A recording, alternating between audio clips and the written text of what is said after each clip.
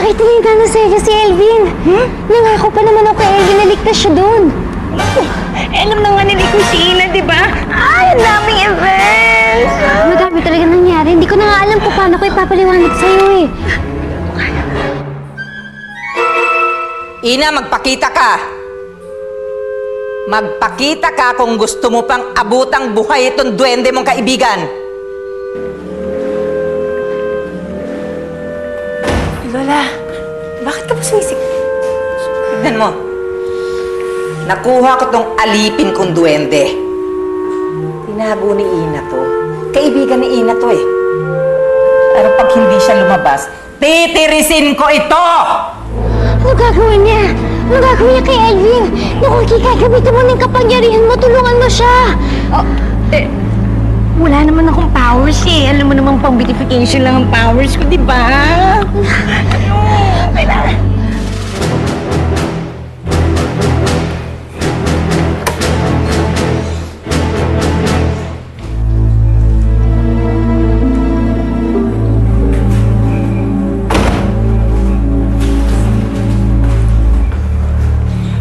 Ina! Tignan mo, oh. Susunugin namin siya. Ah! Wag! Maawa na! Ah! Wag niyo akong saktan! Kika, hindi na kaya ni Elvin. Hinahina na siya. Gagawin mo. Kailangan niya yung tulong ko. Nakakaloka! Tigilan niyo na siya! Ako ang kailangan niyo, di ba? Ako ang saktan niyo! Huwag siya! Patawarin mo ko, Elvin. Hindi ka dapat nila sinasaktan.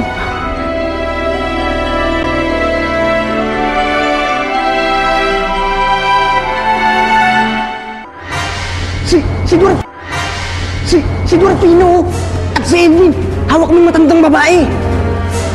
Patulogin mo si Dorfina. Dali doon, tukin. Bakit si Dorfina eh? Bakit hindi na lang yung matandang babae na may hawak kay Elvin? Hindi pwede siya. Mag-isip ka nga. Kailangan natin mabawi ang sombrero ni Elvin sa matandang babae, kaya hindi natin siya pwedeng saktan. Sumunod ka na lang. Alam ko ginagawa ko.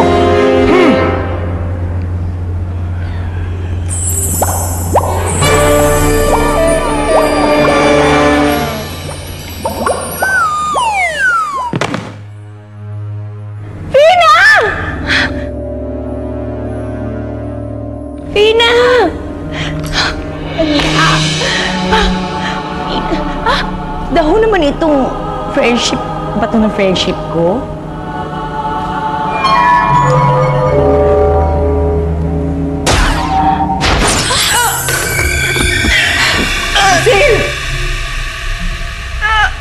Diyos ko. Napapaligiran ako ng duwende. Patawarin niyo ako, hindi ko sinasadya. Hoy, tanda! Makinig ka sa akin na mabuti. Kukunin mo ang sombrero ni Elvin at isusoli mo siya sa amin. At kung hindi mo gagawin, habang buhay magiging ganyan ang apo mo. Paano kung hindi mo bawiin yung ginagawa mo sa apo ko? Paano kung gantihan mo kami? Marunong akong tumupad sa usapan.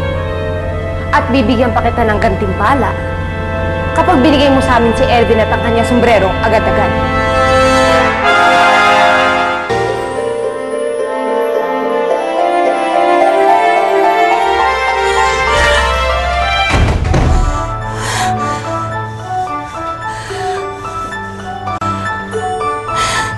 Kung alam ko lang na mangyayari ito, hindi na kita kinuha. Hama ka talagang duwende ka!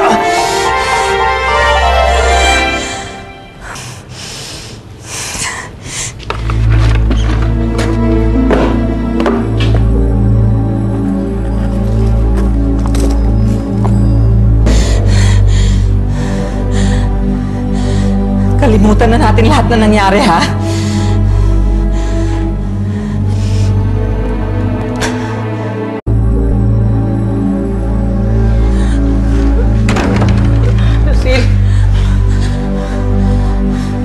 Oh, eto na siya.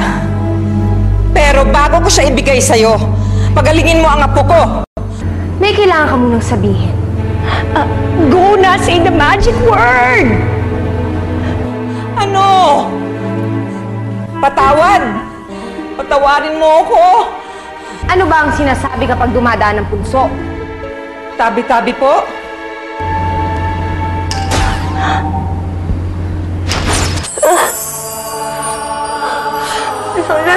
Lucille? Oh!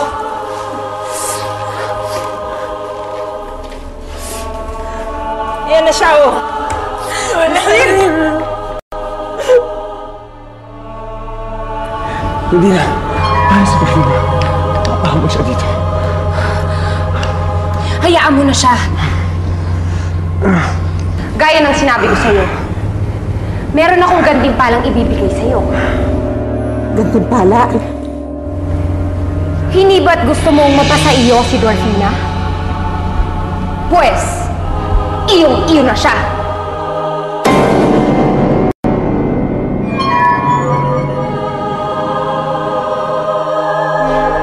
Gantukin, tulungan mo kami. Francis, Tibet, Elvin, gumising ka na, ano na, dali! Elvin? Naku, yung Dali! Broheldang yan Elvin! talagang evil sister mo! Halika na. Ay! Tulungan niyo nga si Dorfina! Parang awa niyo na, tulungan niyo! Dorfina! Gumising ka!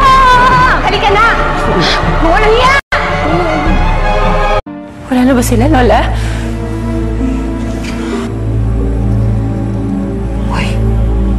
Uy!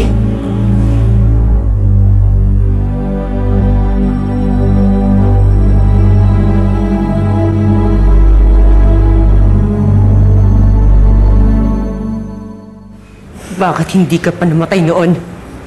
Bakit bumalik ka pa? Ha? Bakit? Ate Lucille, Ang tagal ng panahon na pinilit ko silang kalimutan ka. Pero hanggang ngayon, ikaw pa rin ang bukang bibig nila.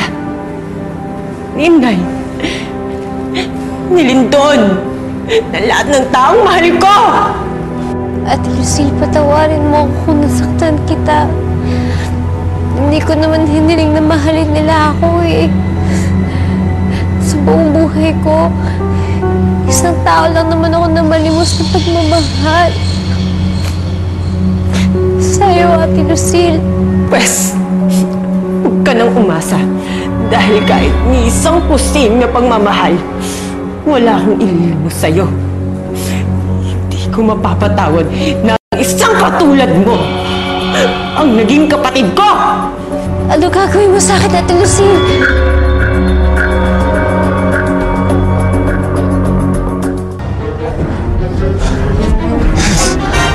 Iuuwi ka na namin, Elvin, para makapagpalakas ka.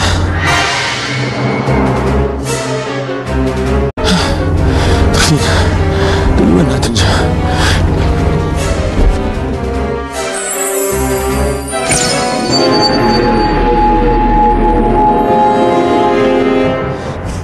Elvin, bumalik ka dito! Basta dyan ka lang, magbantay ka! Ako nang bahala dito! Lola, Lola, ano ba gagawin mo kay Ina? Lola, buksan mo to!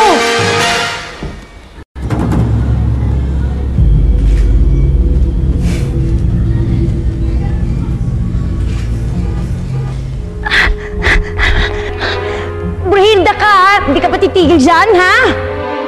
Kung may nagligtas sa'yo sa ilog noon, pues ngayon, wala! Lola, sige, wag! Wag po! Bitiwan mo nga ang friendship ko! Diba, Leina?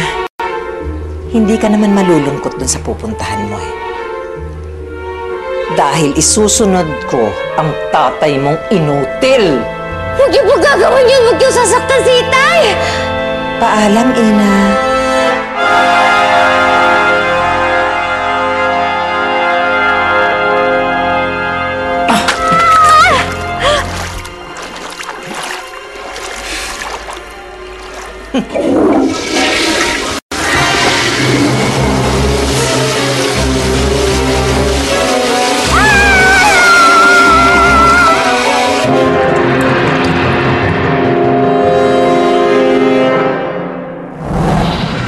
Himala na nung naligtas siya noon.